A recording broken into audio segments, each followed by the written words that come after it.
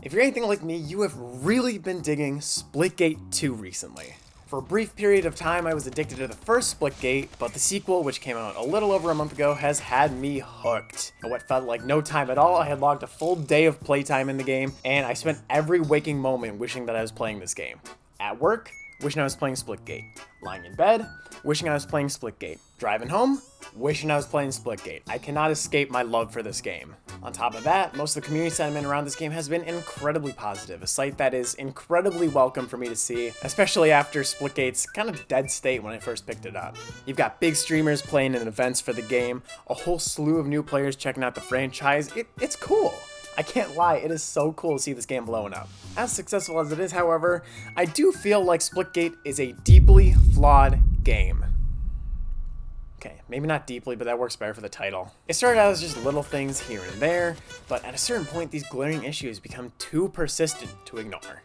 Today, we are discussing the highs and the lows of Splitgate 2. Now let's start with the high points, because at the end of the day, Splitgate 2 is a really polished game. There are a lot of very good things to say about it. To start off by setting the bar incredibly low, this is a free-to-play experience. Not free to try, not here's a free trial, completely free to play from start to finish. Now that can be said of almost every other competitor in the PvP FPS genre, but the main takeaway here is that Splitgate 2 isn't bombarding you with ads left and right. Marketing for any sort of microtransactions within the game itself isn't present as far as I can tell, so that's pretty nice. But again, I'm setting the bar pretty low here. I come from playing Destiny 2, where you don't play for a week and then you get hit with ads for like 5 minutes straight. Can you stop? Can you stop now? Can you stop? Can I play the video game? Like, can you stop? Are you done? Oh my god! Moving on to a more substantial point, however, I'd like to add that the movement and gunplay in Splitgate 2 is a huge step up from that of Splitgate 1. Maybe huge isn't the right word to use for gunplay, as the weapons in Splitgate 1 already felt pretty satisfying to use, but 1047 has definitely kept things consistent with the weapons of Splitgate 2. For the most part, every single one of these weapons is slick and nice to use, and also just looks good. There aren't really ugly guns in this game. Weapon mods are another change that have been a really nice touch. My Destiny player brain loves the idea of min-maxing for a certain build and getting a spec in whatever specific stat you want to, and mods satisfy that fantasy in a spectacular fashion. There is a lot of customization in your hands to how you play any of these characters or weapons. On top of that, we have a lot of great movement upgrades with Splitgate 2. Gone are the days of camping portals and holding ridiculous angles, because in Splitgate 2, portals feel a lot more impactful to me as a movement tech than anything. It's incredibly satisfying to learn and get better at using these portals to position yourself around your enemies and just navigate around the arena.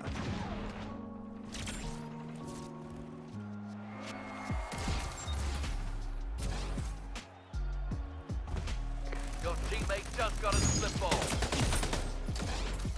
Opponent stole a split ball from us.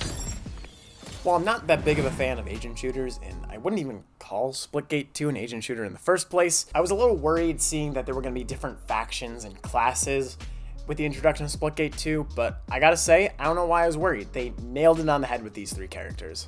Eros, Sabrask, and Meridian all feel distinct in their own special ways, but there isn't one character that stands out as overpowered over the others. Every single one feels incredibly balanced with each other. Gun to my head, Eros is probably my favorite for their enhanced movement ability and on-the-fly healing stim, but I also love Sabrask for their wall ability and their weapons kit. Meridian is one that I'm definitely least confident in, and I'm admittedly still learning, but I love the support scout role that they can play with scans and bubbles for your teammates. Every single one of these three characters has something unique and interesting to offer, while still keeping the main ways the player engages with enemies and their environments consistent. There aren't that many games where you can go from character to character, agent to agent, and still have such a streamlined experience. But Splitgate doesn't. Splitgate 2, in my opinion, also has a far better map selection than that of Splitgate 1. Off the top of my head, I can rattle off exactly 2 maps from Splitgate 1 that I absolutely love. And maybe 1 or 2 that I think are just alright. And the rest, well, I just think those are pretty abysmal. Splitgate 2, on the other hand, is an exact opposite, where I think the only map that I really dislike is Grid. The rest feel spacious enough to take advantage of portals, while still having close quarters for objectives and intense combat.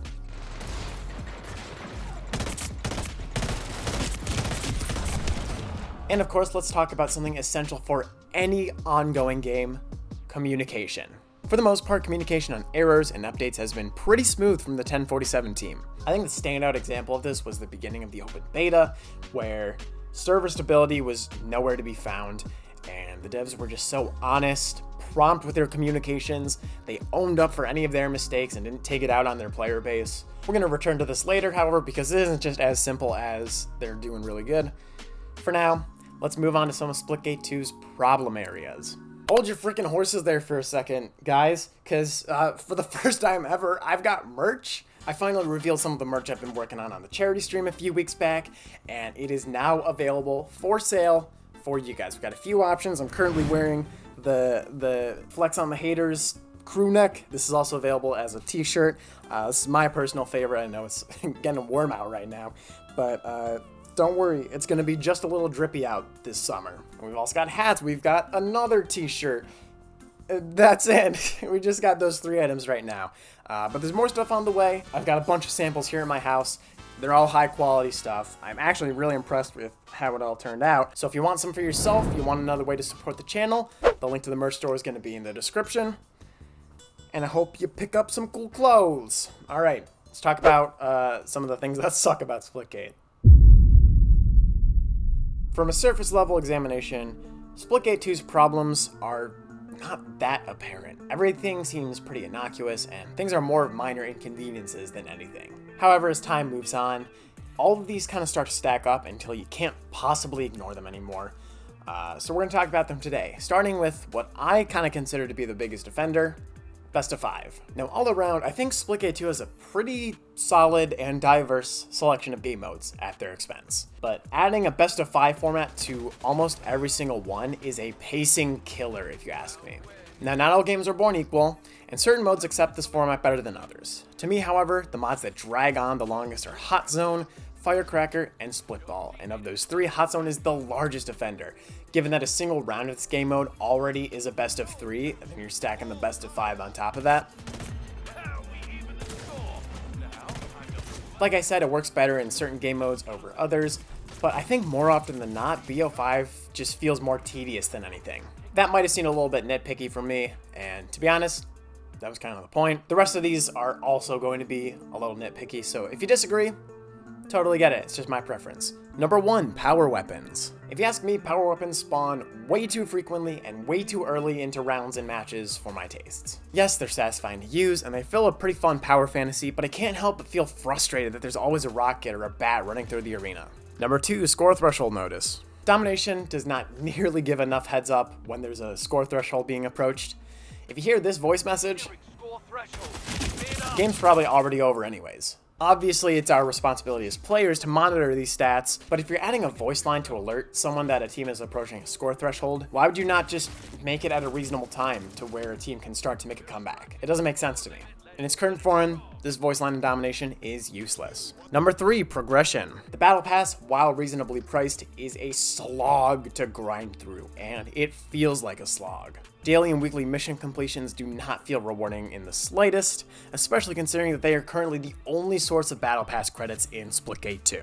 I have no idea what other battle passes look like except for Destiny 2, so maybe this slow progression is the norm. I don't really know. Please feel free to educate me in the comments. It would help my perspective. Number 4, melee. Melees and melee trades just generally kind of feel a little inconsistent to me, but I also think that's the point, given that this is a shooter, not a fighter. Either way, I'm not going to spend too much time complaining about it. It's just the slightest bit annoying when my melee connects and makes a sound and nothing happens to my opponent. What this green circle? Okay. How does that not hit? It made the noise and then it didn't kill him. Number 5, teaching your players. I found Splitgate to be a pretty poor teacher when it came to anything besides shooting at enemies and pushing objectives. There's no clear indicator towards using mods or cosmetics or just navigating the UI in general, and I actually had to look up a guide on what Petroleum was and how it's used after several hours of playing because there's no in-game explanation, you're just left to your own devices with it. And number 6, split coin economy. I don't see any free ways to earn split coins yet in Splitgate 2. And obviously, I know what the reason is for this, but if you're going to create a game with such a heavy emphasis on microtransactions and skins, you might want to add a way for players to earn those currencies without breaking the bank. But I don't know. that's just me. Maybe I'm just not making FPS games great enough again. And I think you know where this next point is going. For the elephant in the room, possibly the biggest problem with Splitgate 2, the game's leadership. It was pretty worrisome early on to see 1047's leadership take such an egotistical approach to entering the FPS genre. The company really came out swinging at the reveal event for Splitgate 2, calling out Call of Duty and pledging to make FPS great again. And it's safe to say that this left a pretty sour taste in a lot of gamers' mouths, mine included. If you want to innovate and you want to make your game stand out from all these titles that you say are boring and repetitive, that's great. Fine, go do that. Power to you. I don't think Splitgate did that with Battle Royale. To set the record straight, I have never been a huge Battle Royale fan, so take my opinions with a grain of salt, but after a few games of BR, I just don't feel like this mode is that innovative, either as a Battle Royale or as a standalone title. It just feels like every other Battle Royale game that I've ever played before, just with locked portals. To me, Battle Royale is Splitgate 2's biggest failure, and it's not something I really have a strong intention to ever go back and re-explore.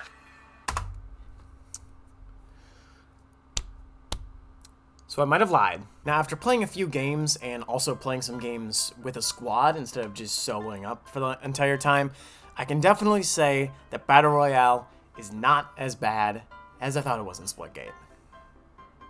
It's still not great though. At the end of the day, I think my point kind of still stands, that it's a little hypocritical to call out all these other games for doing the exact same thing year after year after year, and then just have your game do the exact same thing that every other game is doing right now. You can't say that you want to innovate, but then also drop something like that. The math doesn't add up. So, while I was initially wrong in my assessment of Splitgate Battle Royale, and I definitely think it's a lot more fun than I used to, I refuse to ignore the hypocrisy any longer. Alright, back to you.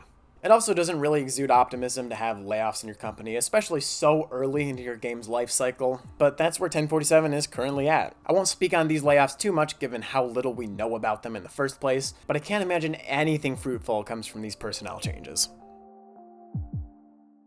And to sort of close out this video on a positive note, the last thing I want you to take away from this is any sort of negative connotations or sentiment towards Splitgate 2. Even with its many problems, large and small, Splitgate 2 has remained an incredibly fun and replayable game. To me, it's a title with infinite promise and potential, and I really hope that 1047 can get their shit together and capitalize on both of those. As of right now, the game hasn't gotten stale to me, and I don't see that happening anytime soon. Triple kill. Heating up. Victory. If you haven't tried out Splitgate 2 yet, I highly encourage you to do so. Not sponsored at all.